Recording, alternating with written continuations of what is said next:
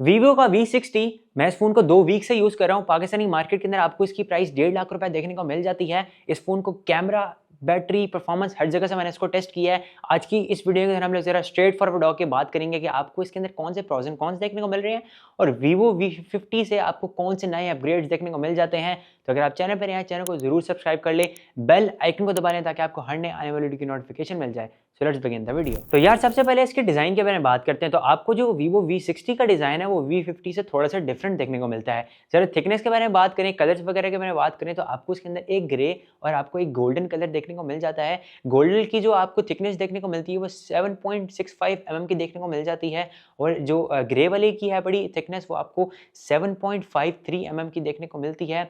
Wait के बारे में बात करें तो आपको जो गोल्ड कलर का वेट है जो अभी मेरे पास मौजूद है उसका जो वेट है वो 200 ग्राम्स का वेट देखने को मिल जाता है और जो ग्रे वाला है उसकी 192 ग्राम्स का आपको वेट देखने को मिलता है। और मैं अगर इसकी हैंड फील के बारे में बात करूँ तो यार इसकी हैंड फील काफ़ी आपको जो है ना वो अच्छी देखने को मिलती है। लाइक अगर वीवो V50 से कंपेयर करूँ तो आपको वो ये जो फ़ोन है बड़ा वीवो V60 काफ़ी स्लिमर देखने को मिलता है। बिल्ड क्वालिटी के बारे में बात करें तो आपको जो बैक है वो ग्लास की देखने को मिल जाती है, फ्रंट भी आपको ग्लास का देखने को मिलता है, प्लास्टिक फ्रेम देखने को मिलता है, IP68 69 की dust and water proof resistance वाली देखने को मिल जाती है और आप इस फ़ोन के अंदर अंडर वाटर फोटोग्राफी भी कर सकते हैं। आप इस फ़ोन को 1.5 मीटर तक पानी के अंदर लेके जा सकते हैं ऑलमोस्ट 2 घंटे के लिए। इस फ़ोन को कुछ भी नहीं होने वाला।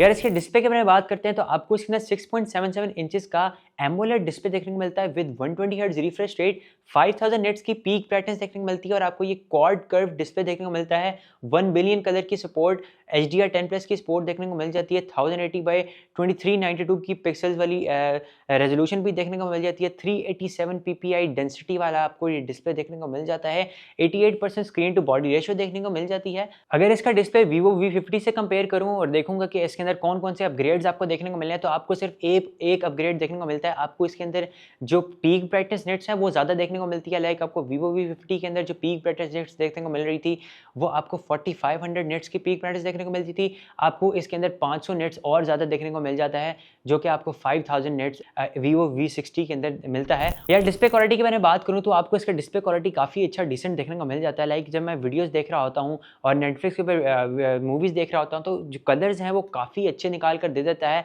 आपको ऑलमोस्ट 4K तक आपको जो इसकी रेजोल्यूशन है वो देखने को मिलती है। वाइड वेल एनुअल की सपोर्ट भी देखने को मिल जाती है जिससे नेटफ्लिक्स के ऊपर जब मूवीज़ कंज्यूम कर रहा होता हूँ उसके ऊपर भी मुझे काफ़ी अच्छा रिजल्ट निकाल कर दे देता है। लेकिन सिर्फ एक बात करना चाहूँगा कि आपको जो स्क्रीन टू बॉडी रेशियो है वो 88% का देखने को मिल जाता है। लाइक ये थोड़ा सा डाउनग्रेड है पड़ा, बाकी डिस्प्ले वाली साइड आपको काफ़ी स्ट्रॉन्ग देखने को मिलती है। यार इसके एंड्रॉइड सिस्टम के बारे में बात करें तो आपको इसके अंदर एंड्रॉइड 15 देखने को मिल रहा है on the based of Vivo की अपनी FunTouch OS वाली स्क्रीन।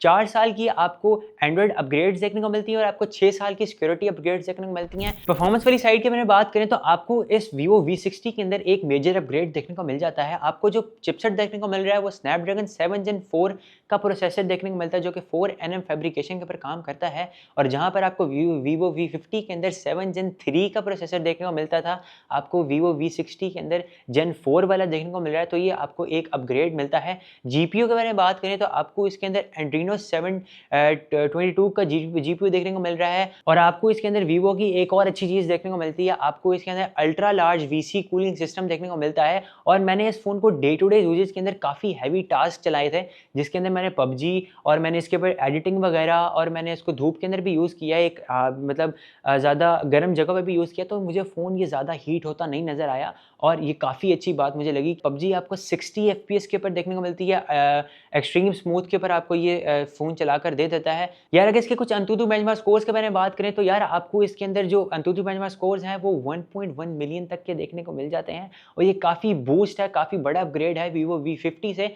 और अगर हम लोग इसकी कुछ रैम और रोम के बारे में बात करें तो आपको इसके अंदर 2 वेरिएंट्स देखने को मिलते हैं पाकिस्तानी मार्केट के अंदर, 12 256 GB और 512 GB वाला वेरिएंट। LPDDR4X की रैम, UFS 2.2 की स्टोरेज देखने को मिल जाती है। अब जरा हम लोग कैमरे वाली साइड पर आते हैं। अगर हम इसके कैमरा के बारे में बात करें तो आपको इसके अंदर 50 मेगापिक्सल का रियर कैमरा देखने को मिलता है। आपको उसके साथ 50 मेगापिक्सल का पेरिस्कोपिक टेलीफोटो लेंस और आपको उसके साथ 8 मेगापिक्सल का अल्ट्रा वाइड एंगल लेंस देखने को मिलता है। सेल्फी कैमरा के बारे में बात करें तो आपको इसके अंदर 50 मेगापिक्सल का सेल्फी कैमरा भी देखने को मिल जाता है। अगर हम लोग Vivo V50 से कंपेयर करें तो आपको एक मेजर अपग्रेड देखने को मिलता है, लाइक आपको बैक कैमरे के ऊपर एक टेलीफोटो लेंस देखने को मिलता है और आपको एक छोटा सा डाउनग्रेड भी देखने को मिलता है। लाइक अगर आपको एक 50 मेगापिक्सल का नया कैमरा देखने को मिलता है तो आपको अल्ट्रा वाइड एंगल जो कैमरा है पड़ा, वो उसका जो मेगापिक्सल काउंट है वो थोड़ा कम निकल कर आता है। मैक्सिमम वीडियो क्वालिटी के बारे में बात करें तो आपको जो बैक के ऊपर वीडियो क्वालिटी देखने को मिल रही है वो 4K 30 FPS के मैक्सिमम देखने को मिलती है। फ्रंट के ऊपर भी आप 4K 30 FPS के ऊपर मैक्सिमम वीडियो रिकॉर्ड कर सकते हैं।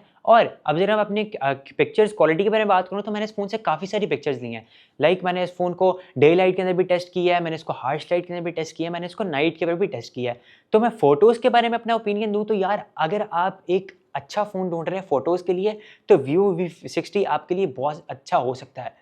लाइक अगर आप इससे पिक्चर्स वगैरह लेते हैं तो यार इसकी dynamic range, I love the dynamic range. आप टेलीफोटो लेंस से जो मैक्सिमम 100 mm तक जो पिक्चर ले सकते हैं, उसकी जो क्वालिटी निकल कर आती है लिटरली में दैट्स अमेजिंग के अगर किसी आप बंदे को दिखाएं तो वो लिटरली कहेगा कि DSLR से फोटो ली हुई है। ये रेडी टू गो पिक्चर्स वाला फ़ोन है। लाइक अगर आपने इंस्टाग्राम के ऊपर फ़ौरन से पिक्चर्स वगैरह अपलोड करनी होती है, सिर्फ खींचनी है और अपलोड करनी है, कोई एडिटिंग वगैरह नहीं करनी, तो Vivo V60 का जो कैमरा है वो काफ़ी अच्छा परफॉर्म करके देता है। अब जरा वीडियो क्वालिटी के बारे में बात करें तो यार आपको वीडियो क्वालिटी, मैं बस ये कहना चाहूँगा कि अगर आपको इसके अंदर Vivo जो 4K 60 FPS दे देता तो ज़्यादा अच्छी बात होती। लेकिन अगर मैं अभी इसके कुछ क्वालिटी के बारे में बात करूँ तो यार आपको 4K 30 FPS के अंदर भी काफ़ी अच्छे कलर्स निकाल कर दे देता है। यार फ्रंट कैमरे के बारे में बात करें तो इसकी सेल्फीज़ काफ़ी अच्छी निकाल के देता है, स्पेशली जो आपको इसके अंदर जाइस के फिल्टर्स वगैरह देख देते हैं, मिल जाते हैं। I am in love with जो जाइस के फिल्टर हैं पड़े यार, काफ़ी खूबसूरत फिल्टर्स हैं पड़े। और अगर हम पोर्ट्रेट्स के बारे में बात करें तो यार पोर्ट्रेट्स के अंदर भी स्किन टोन जो है वो काफ़ी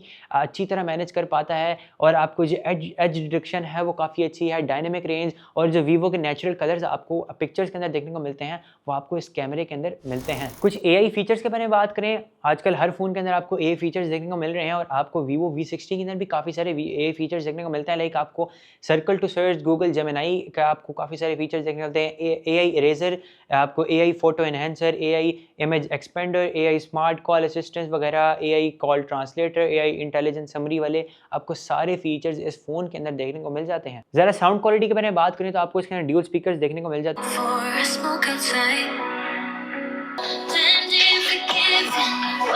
हैं और साउंड क्वालिटी मुझे काफ़ी अच्छी देखने को मिली है। लाइक अगर हम बैलेंस के बारे में बात करें तो 60-40 मुझे लगा है। ऊपर वाले स्पीकर से आपको 40% और नीचे वाले स्पीकर के ऊपर आपको ऑलमोस्ट 60% तक की जो है बड़ी जो साउंड है वो निकाल कर दे देता है। बैटरी के बारे में बात करूँ तो यार आपको इसके अंदर 6500 mAh की बैटरी देखने को मिल जाती है और आपको इसके साथ 90 वाट का फास्ट चार्जर भी देखने को मिल जाता है। Vivo ये क्लेम कर रहा है कि आपको इसके अंदर 10 घंटे का PUBG प्लेबैक टाइम भी देखने को मिल जाता है यार, जो कि काफ़ी क्रेजी बात है।